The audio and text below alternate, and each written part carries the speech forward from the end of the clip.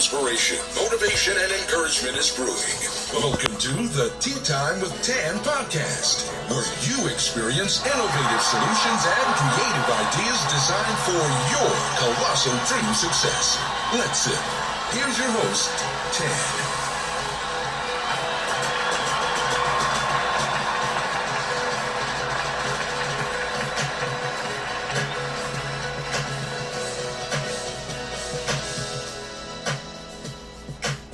Hello, and welcome to Tea Time with Tan. It's the TTWT, like my sister referenced it. TTWT. I hope you're ready to sip. I hope you're ready to be inspired, motivated, and encouraged. This is your host, Tan Tate, and I'm so excited you decided to sip tea with me. So come on in, let's get comfortable and enjoy the tea that's going to be served. I like to welcome my first-time listeners, and what we like to do at the beginning of our show is give you an opportunity, what we call a get-it-together moment. So if you need a moment to gather yourself, gather your thoughts, get into a good place, a good space, get a pen, paper so you can take notes.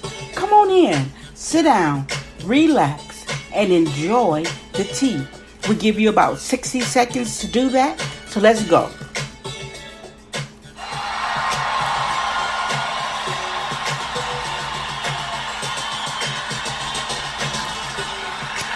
While you do that, I always jam to my theme music. Something about having your own song to move to dance to. Reminds me of the fact that you too should have a theme song. So if you don't have one, make sure you get one.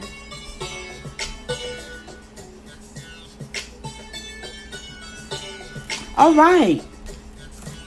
We're going to get started with the tea.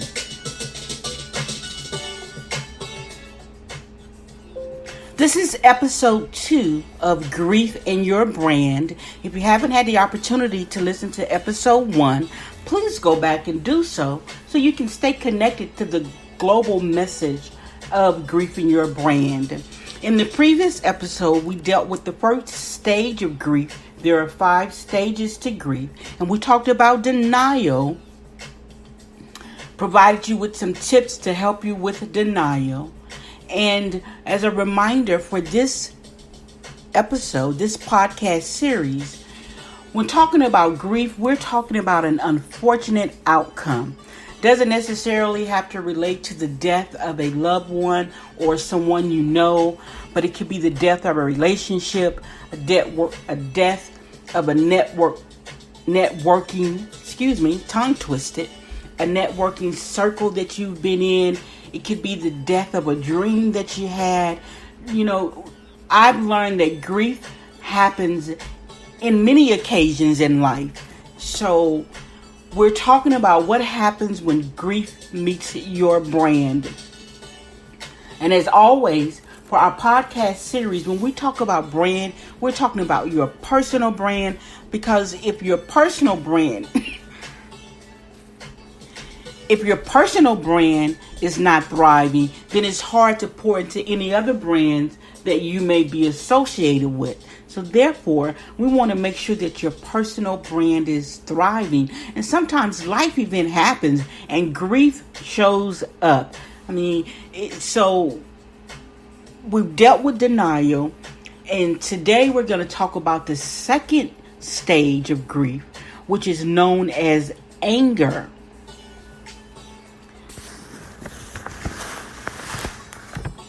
Anger.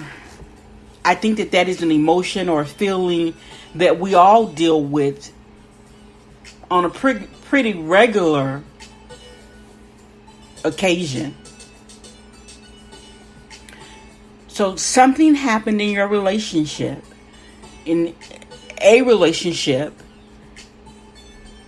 the freeway, throughout your day, anger may show up. Or you may be angry about the incident that led to your moment, your period, your time of grief.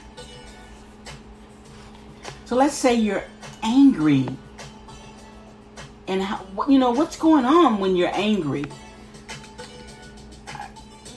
I've learned, and it took me some time to get here, but over a period of time, I've learned to almost kind of control my anger. I remember one time my son was making fun of me because he said that in my parenting skills, I used to say to him, Joe, don't make me angry. And he was kind of trying to sound like me, and he was like, and in his mind, of course he told me this when he was an adult, but in his mind he was like, girl, please go sit down somewhere. And so I want to define the word anger for you. It's a strong feeling of annoyance, displeasure, or hostility. And most times there's been an event to lead us to feel like, to make us angry or have that anger rise up in us. It could be a lack of customer service, lack of understanding. Sometimes people provoke us to anger.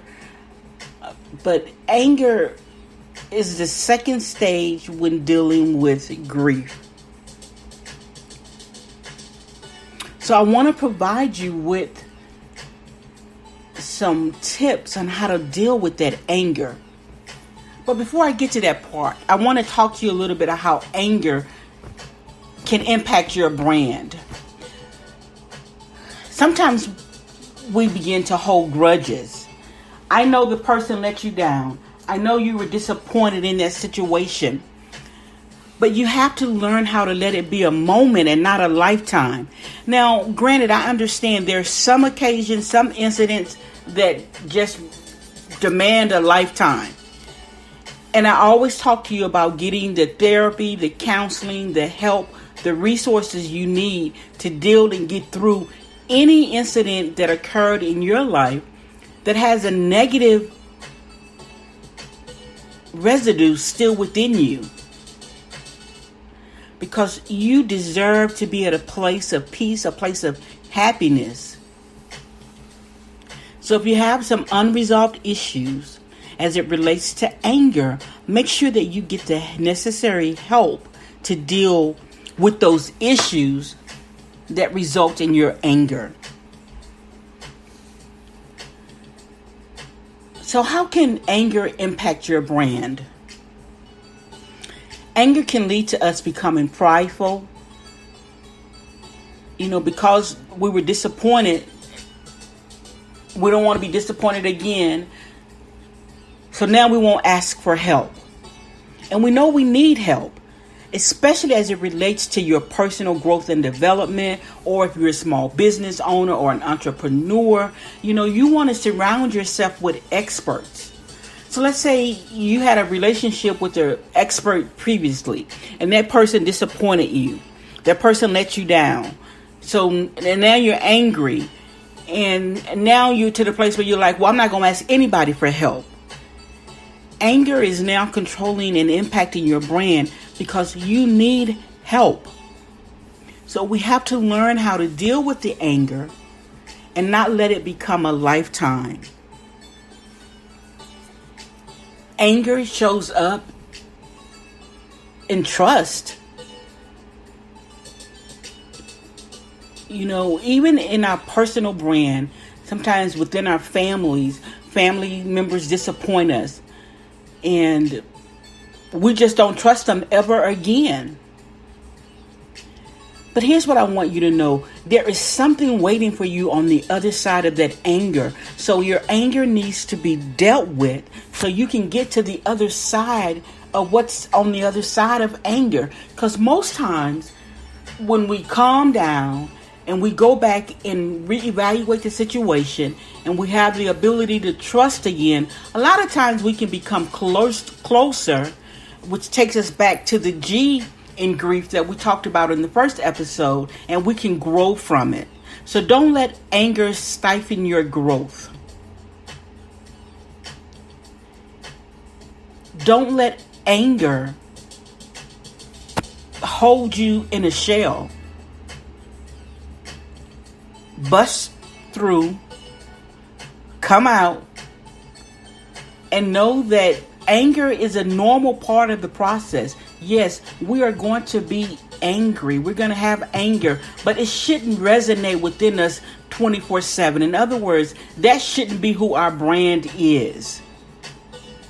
You know, your brand may have an opportunity to partner up with someone that could be a blessing to you, can be a success to what it is your purpose is, your destiny is, but you're still holding on to a grudge. You're still holding on to anger. So therefore, you're unable to walk in that particular partnership. So anger has a hold on you. So break the chain. Tell anger it has to go. It has no place living in your brand. Yes, anger, you're going to show up, but you can't stay here. You have to be evicted. So evict anger. And one way to do that is talk to someone. Get therapy, get counseling, become a part of a support group, whatever it takes. Don't let anger dictate your brand. Now, if you ever get caught in a moment of anger, I'm going to give you some tips to deal with anger in that moment. First, think before you speak, because once you speak, you cannot take those words back. They are out there. You've placed them in the atmosphere. And oftentimes, once we calm down, we kind of regret what we said. So get in the habit of practicing thinking before you speak and ask yourself, if I say this, what impact is it going to have on me? What impact is it going to have on the person that I'm dealing with? What impact is it going to have on my brand? Is it worth that cost? Remember to breathe. Simply taking deep breaths is a way to sort of begin to calm down, to drop that temperature in the anger gauge. So practice just taking some deep breaths. Let's do one now. Breathe in. Breathe out. Breathe in.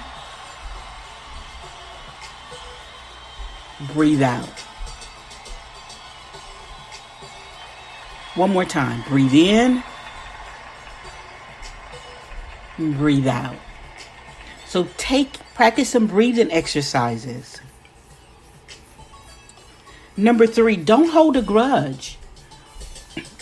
I'm a firm believer, and this is how I live. This is what personally works for me. I don't let a moment become a lifetime. Sometimes my husband and we have a disagreement, and that disagreement was in the moment. Once we've had that disagreement, we discussed it. I'm pretty much through with the anger, and I'm sort of like that with everyone, because I realize we're not going to always see eye to eye, but my personal brand is inspiration, motivation, and encouragement. Therefore, I cannot let anger or a anger moment become a lifetime in my brand. So I don't hold grudges. That was just a moment. I'm really back to the place where we're walking in agreements again, because we agreed not to agree. So there's no need to hold a grudge. And if someone has disappointed you, someone has let you down, I say this all the time. Go ahead and forgive them, because forgiveness is for you.